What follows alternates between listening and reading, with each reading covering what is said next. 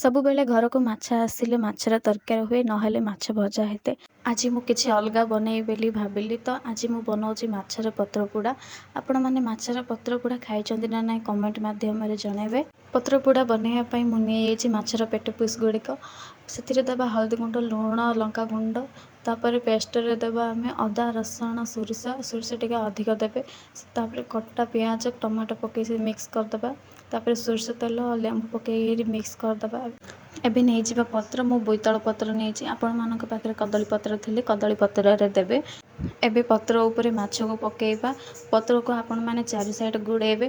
ତାପରେ ଗୋଟେ ସୁତୁଲିରେ ଭଲସେ ବାନ୍ଧି ଦେବେ। ତାୱାରେ ଅଳ୍ପ ତେଲ ଦେଇକରି ପତ୍ରକୁ ଆମେ ତା ଉପରେ ପକାଇଦେବା। ଏପଟ ସେପଟ ଆପଣମାନେ ଅଲଟେଇବେ, ନହେଲେ ପତ୍ର ବେଶୀ ପୋଡ଼ିଯିବ, ଛାଡ଼ିବନି ତାୱାରୁ। ୟାକୁ ଘୋଡ଼େଇ ଦେବା। ଅଳ୍ପ ଅଳ୍ପ ତେଲ ପକାଇକରି ଏପଟ ସେପଟ ଅଲଟେଇ ଦେବା। ହେଇଗଲାଣି ଆମର ମାଛର ପତ୍ରପୋଡ଼ା।